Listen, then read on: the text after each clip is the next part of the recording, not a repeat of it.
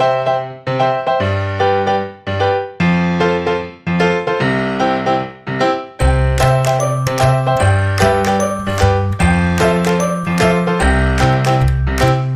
Lord. आप सभी को जय मसीह की। मैं आप सभी का स्वागत करता हूँ आज की बाइबल रीडिंग में। आज हम पढ़ेंगे नीति वचन अध्याय 2। आइए हम प्रार्थना करेंगे।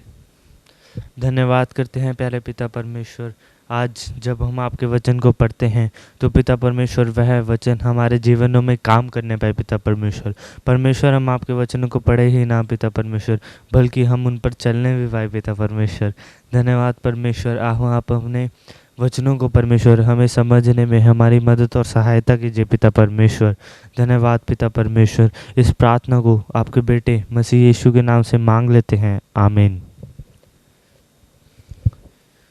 प्रोवर्ब्स चैप्टर 2 अध्याय 2।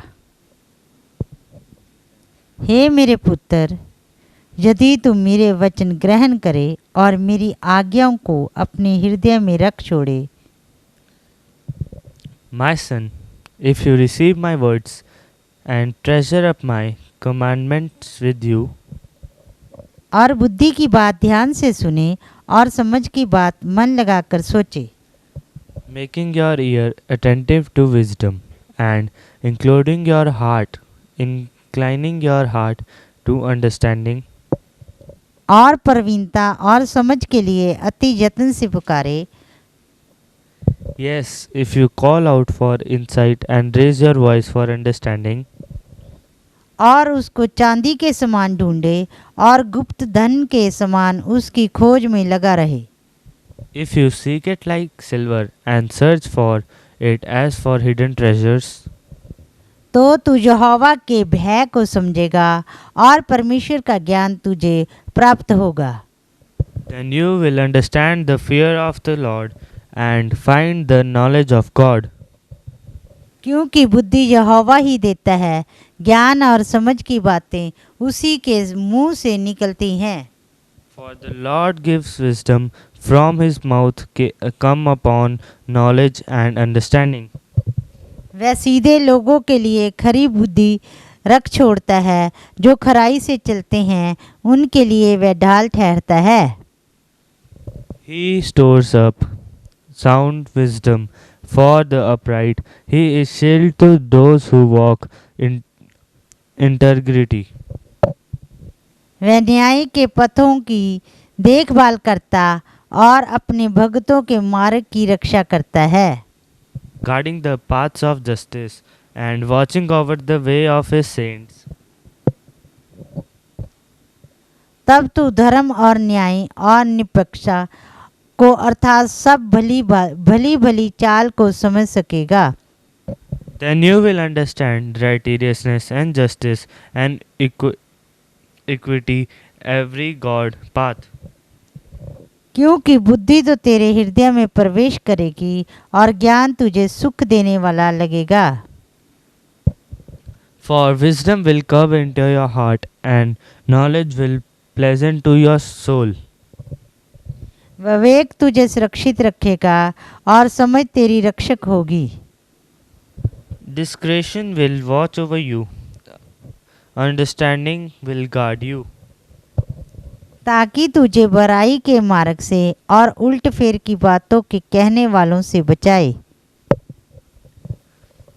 Delivering you from the way of evil for name of perverted speech.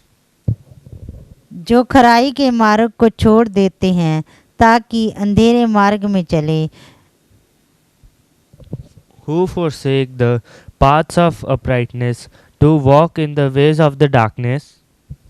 जो बुराई करने से आनंदित होते हैं और दुष्ट जन की उल्ट फेर की बातों में मगन रहते हैं। Who rejoice in doing evil and delight in perseverances of evil. जिनकी चाल चलन टेढ़ी मेढ़ी और जिनके मार्ग बिगड़े हुए हैं। Men whose path is crooked and who are devious in their way.